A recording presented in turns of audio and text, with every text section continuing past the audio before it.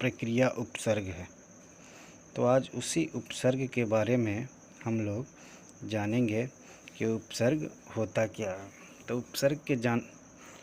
तो आइए हम उपसर्ग के बारे में जानते हैं। उपसर्ग क्या है?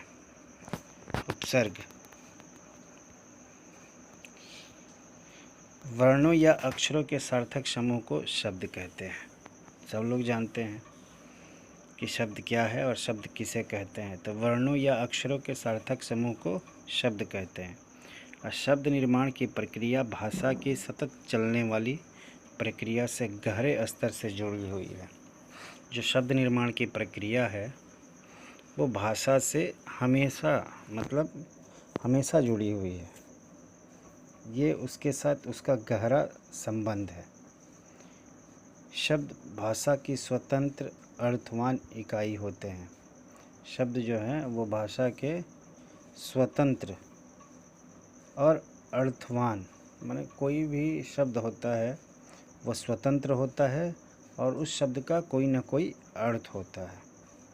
तो शब्द निर्माण की ये प्रक्रिया जो है तीन तरीके से होती है। सार्थक शब्दों के पूर्व शब्दांश, माने जो शब्द होता है, सार्थक शब्द होते हैं, उन सार्थक शब्दों के पूर्व यानी पहले अगर कोई शब्दांश जुड़ता है वो उपसर्ग कहलाता है। दूसरा, सार्थक शब्दों के पश्चात यानी बाद में शब्दांश यानी शब्दों के अंत में। अभी यहाँ पे क्या था? शब्दों के पहले था यानी पूर्व था। दूसरा क्या है? शब्दों के अंत में यानी बाद में जो जुड़ता है वो प्रत्यय होता है। दो सार्थक वर्णों या शब्दों के मेल से संधि एवं समास द्वारा। अब शब्द निर्माण होता किससे है? पहला उपसर्ग, दूसरा प्रत्यय, तीसरा संधि और समास। तो ये हिंदी व्याकरण में 4 प्रक्रियाएं होती है जो शब्द निर्माण में सहायता करती है। अब कैसे होता है तो इसके बारे में हम लोग जान लेते हैं। पहली प्रक्रिया है उपसर्ग। उपसर्ग का मतलब होता है क्या? उपसर्ग उप प्लस सर्ग। उपसर्ग शब्द जो है वो 2 शब्दों के मेल से बना है। उप प्लस सर्ग शब्दों के योग से निर्मित। उप का अर्थ होता है समीप, जो हम लोगों ने अभी पढ़ा उप प्लस सर्ग, तो उप का अर्थ होता है समीप। समीप यानी निकट, निकट यानी नज़दीक, नज़दीक यानी पास। जबकि सर्ग का अर्थ होता है सृष्टि करना। सृष्टि करना मतलब बनाना। इस तरह उपसर्ग का अर्थ हुआ शुरू यानी प्रारंभ में लगकर दूसरे नए अर्थ वाले शब्दों की सृष्टि करना। यानी उपसर्ग का मतलब हो गया कि इसके शुरू में,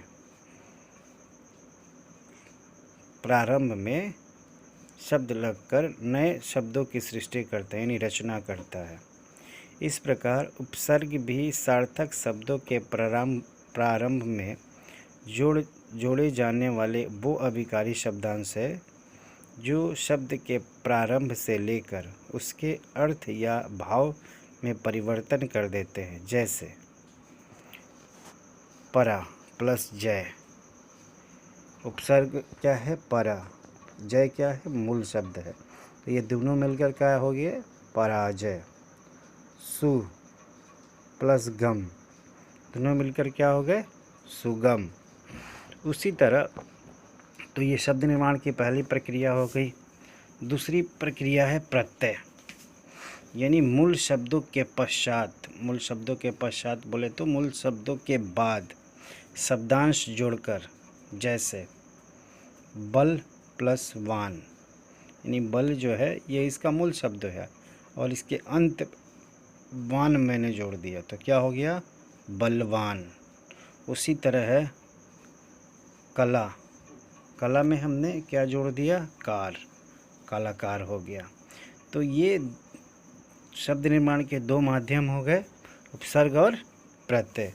उसी तरह शब्दों का निर्माण हम समास और संधि के द्वारा भी करते हैं।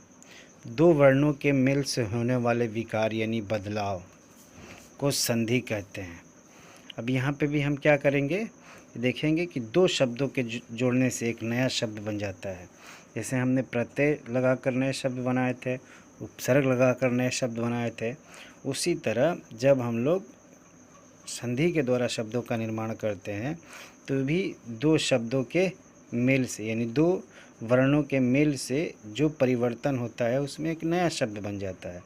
जैसे भोजन प्लस आलय, इन दोनों के मेल से क्या हो गया, भोजनालय। यदि प्लस अपि, यद्यपि। जबकि दो या अधिक पदों को योग से एक पद निर्मित होने की प्रक्रिया को समास कहते हैं। अब यहाँ पे कहता है समास में कि अभी तक तो हम लोगों ने पढ़ा कि दो शब्दों के वर्णों के मिल से जो परिवर्तन होता है या जो विकार होता है या जो बदलाव होता है उसके माध्यम से। अब यहाँ कहता है कि ये दो या दो से अधिक शब्दों के योग, यानी योग मतलब एक साथ जब आते हैं और उनके योग से एक नए शब्द का निर्माण होता है तो उसे हम लोग समास कहते हैं। जैसे शक्ति के अनुसार, शक्ति के अनुसार। अब इसको ऐसा ना करके इसके लिए एक शब्द बन गया, एक शब्द का गठन हो गया यथाशक्ति। देश के लिए भक्ति, देश भक्ति। तो ये हमने क्या किया, समास के माध्यम से शब्दों का निर्माण किया। तो उसी तरह हम लोग करते क्या है, ये जो है ये चार प्रक्रियाएं जो है हिंदी व्याकरण में होती है।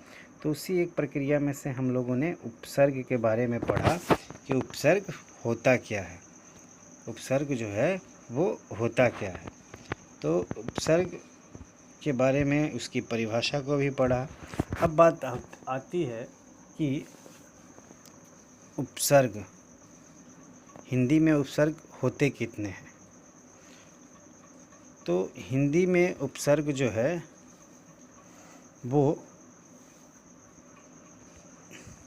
तीन तरह के होते हैं, यानी तीन प्रकार के होते हैं। उपसर्ग मुख्यतः तीन प्रकार के होते हैं। पहला संस्कृत उपसर्ग। संस्कृत उपसर्ग कहने का मतलब है कि हिंदी भाषा में हम संस्कृत से आए हुए शब्दों का भी प्रयोग करते हैं, तो इसलिए उसे हम लोग कहते हैं संस्कृत के उपसर्ग यानी तत्सम उपसर्ग। दूसरा है हिंदी उपसर्ग यानी तद्भव उपसर्ग। तद्भव कहने का मतलब ये हुआ कि संस्कृत भाषा से जो शब्द आए और आने के बाद उसमें हम लोगों ने परिवर्तन कर दिया, वो तद्भव कहलाए। तीसरा विदेशज या आगत उपसर्ग, यानी हमारे हिंदी भाषा में अपने तत्सम तद्भव शब्दों के अलावा आगत शब्द या विदेशज शब्द, यानी हम अपनी भाषा में उर्दू, फारसी और अंग्रेजी शब्दों का भी प्रयोग करते हैं, तो उनके निर्माण में भी हम लोग उपसर्गों का प्रयोग करते हैं। तो ये चीज़ जो है हो गए कि उपसर्ग के तीन प्रकार होते हैं, संस्कृत के उपसर्ग, हिंदी के उपसर्ग और आगत उपसर्ग, या किसी किसी किताब में उर्दू के भी उपसर्ग दिया रहता है, इसका नाम उर्दू भी दिया रहता है। तो इसलिए यहाँ पे आगत कह दिए या विदेशज कह दिए तो उसमें क्या हो गया कि हमारा उर्दू भी आ गया, फारसी के शब्द भी आ गए और अंग्रेजी के भी शब्द आ गए। तो इसमें जितने भी विदेशी शब्द है उनका प्रयोग जो है विदेशज शब्दों में किया जाता है। तो बच्चों अब तो हम लोगों ने यहाँ तक पढ़ा, अब इसके तीनों भेदों के बारे में विस्तार से अगले क्लास में जानेंगे। तो अब तो हमें कोई हमें दिक्कत तो नहीं लगती है कि उपसर्ग की परिभाषा में या उपसर्ग का निर्माण कैसे होता है, उसके शब्द कैसे बनते हैं, यहाँ पर तो हम लोगों ने पढ़ ही लिया। तो इसके आगे के भेदों के बारे में हम लोग अगली कक्षा में पढ़ते हैं। तब तक के लिए धन्यवाद।